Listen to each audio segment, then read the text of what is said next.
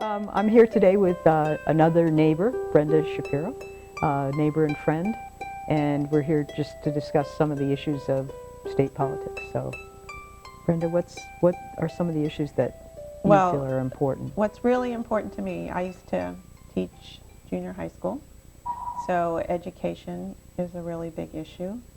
I volunteer. I've been volunteering for like 17 years at Turning Points Network, which used to be Women's Supportive Services, and it's a domestic violence, sexual assault organization.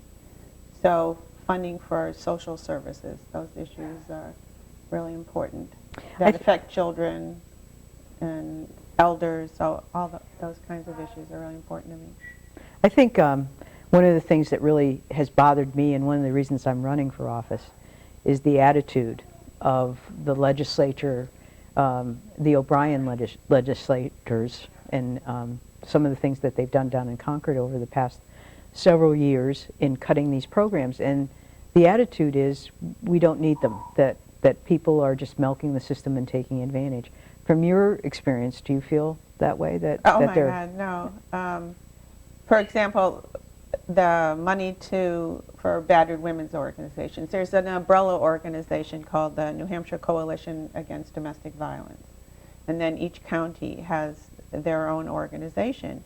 And I volunteer in Sullivan County. And I mean, the services that they provide women who are in domestic violence situations is just incredible what they provide. And they actually have a shelter that has like 6 bedrooms. And they have to heat the shelter. It's big. And if money from the state was cut, they had to eliminate, I mean, they can't all of a sudden close the shelter down, so they eliminated 2 jobs. And so now they have to provide the services with fewer people. There are volunteers, but there's no way they can make up the work that the actual employees do. And they don't make that much money to begin with, but the services that they provide these women is just invaluable. And I don't even know the numbers. I don't have the details of the numbers of how many women that they help a year.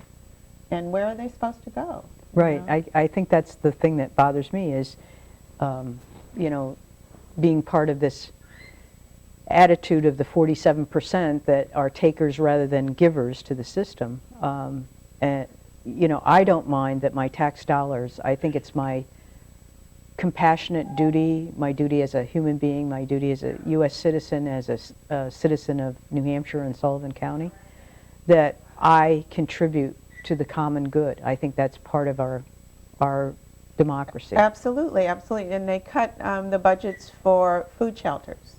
Now I volunteer at the food shelter at the Baptist Church, and they have a lot of volunteers who pass the food out, but they need, you know, they don't pay the volunteers, but they need money to purchase the food.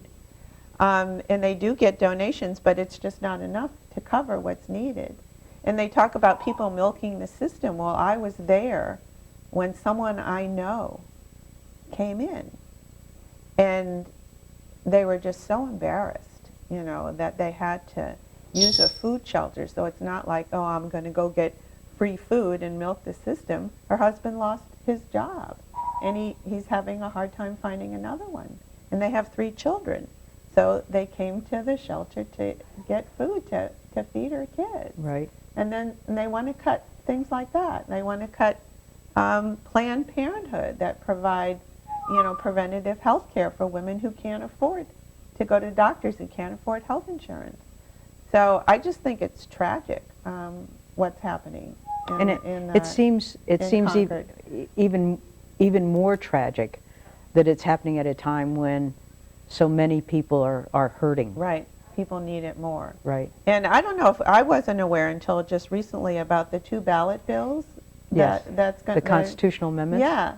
There's going to be I don't know if you've talked about this or not. A little bit, yeah. Yeah, there's going to be a constitutional amendment to say you can never raise income tax. Right.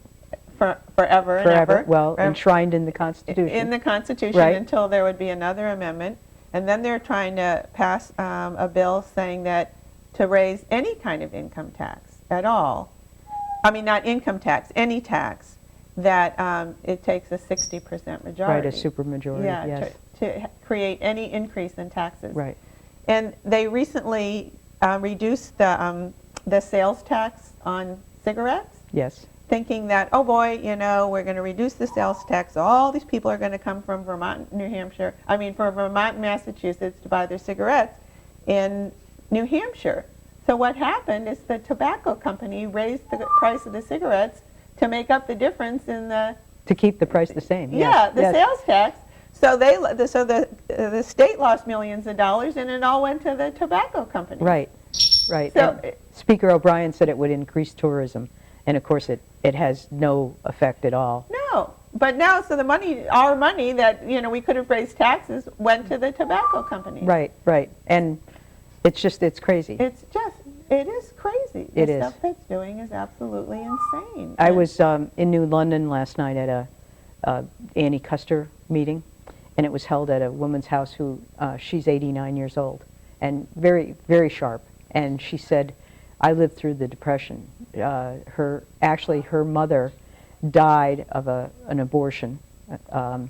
after having 8 kids, Oh and she was my. 34 years old. And my she said, so all of them were like 12 months or 13 months apart in the family.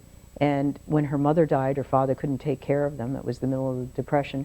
So they farmed the kids out with family and with people they didn't even know. And she said, so in a matter of time, she said, I lost my father, I lost my mother, and I lost All most her of my siblings. siblings. And she said, and she said, and the family I went to really couldn't afford to have me either. And she said, and we were hungry. We were hungry. And she said the commonality she feels between the Great Recession now and the Depression then was greed. Yes. She said that there were people that just let the meat cake type of people, down in Newport, Rhode Island, in their mansions, that had no idea what was happening or care, really, what was happening to the people that were hungry, that couldn't get jobs. And it's sad. No, it is. It's tragic what's happening, and I don't know if we should get into this or not, but I play bells in the Baptist church, and one Sunday we read this portion called from Acts, from the New Testament, and it said that the people were willing to sell their property and give it to the disciples so they could spread it among people as needed, because they had enough and they Right. were willing to share. Right. And it seems, they claim to be religious, they follow the Bible, but my interpretation is that, you're supposed to help your neighbor. Right. And it is greed. They have no desire to help people who are suffering. And to say you can never raise income tax ever, so they want to affect, for future lives forever and ever. And I Right. think that's really scary to me. The other constitutional amendment that they're trying to pass, The 60%, is that as... that's actually a bill that they want to get through, the constitutional Oh. amendment to enshrine no income tax. Right. The other one actually is to try to blur the distinction between the judiciary and the legislative branch. In other words, our government is set on that we have 3 separate powers in the government, and they each have their role. Well, the legislators decided that they don't like their laws being overturned by the judiciary, particularly the Claremont School District lawsuit that said that certain schools in New Hampshire are not getting adequate funding. Okay, Right, so right. so they are proposing this constitutional amendment where the judiciary actually has the last review. So if a Claremont suit goes to the judiciary and they say, no, that's unconstitutional or that's wrong, that the legislature can then go back and say, well, we're going to do that law anyway because we have last say. Well, no, I was talking to somebody this, and I didn't really get it. But didn't they do something where some judge made a decision in a divorce case? Do you know? Yes, Do you know about this? And then the guy Yes. appealed to the legislature to overturn right. what the judge had done? Right. I don't know the details. This is a of it. committee of redress, it's called, and Speaker O'Brien pulled this out of it was in the law books in the 1800s sometime. And what this committee of redress is that if you feel you've been unfairly judged in the judicial system, you can go to this committee of redress, which is made up of legislators, and then they can decide if if you got wrong. Treated fairly. Yes, and if you didn't, they can actually impeach the judge that didn't do that. So one of the reasons this has been brought up is the fact that there are two. One is divorce cases, but it's more child custody cases, or the state taking children away from parents who are negligent or abusive or whatever. And though that particular group has constantly lobbied the legislature to try to have a law that says that you can't take kids away from their parents for whatever reason. No matter how they're treated. Right. But now it goes through this, that's the main thing with this committee of redress. So I think they've actually ruled on 3 cases the last I checked.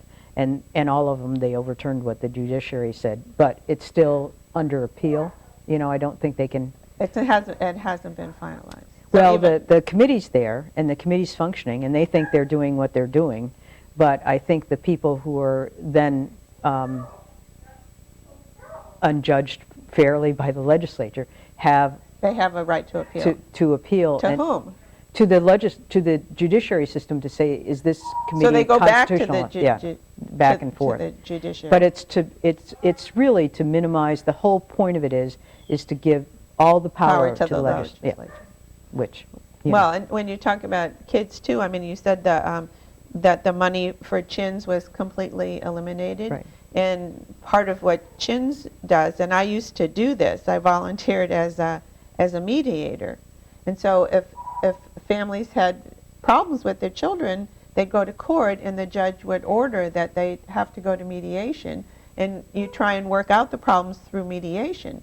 But now, since there's not a CHINS program anymore, then the kids go through the system, and they're removed from the homes or they're put in jail or whatever, but they don't have the CHINS program to child in need of services to try and help these kids who have problems. And intervene in families that are having so dire problems. Working in a high school, teaching in high school, I was aware of the CHINS program because every once in a while a student who is really having difficulty with their family and the family vice versa with the child, and they often appoint a mediator or someone to oversee, and it allows the child to have a voice to a certain extent, but it also allows them to have discipline that maybe they didn't have before. And I remember one of the comments was that the student had been to the court and the judge had said to her, "Think of me as your parent, but I don't necessarily love you." And I thought that was kind of funny because and it really struck the child or the student because they realized that this person's going to give discipline, but I can't manipulate them because they're, right. Yeah, and it was pretty interesting. But that was through the CHINS program. CHINS program. And now it's gone. Right, and the schools were a big part of the CHINS program as well. So, how could they not think that's a good way to spend money? Because they think parents should have ultimate discipline over their kids. That's basically, I think, what it is. It's very, the conservative Tea Party movement is, and they've locked in with the Free Staters, and of course the Free Staters say no regulations. This one fellow that I know that's a Free Stater says there shouldn't be anything on the books that tells me if I don't do it they can shoot me or put me in jail. And he said, and I said, even like murder or something like that. I mean, it's very hard to get their libertarian bent, but basically they just want a state without a government. Right. Well, supposedly, I went online and looked up the Free State movement. Yeah. And there was an article that said there are 14 legislators that are Free Staters.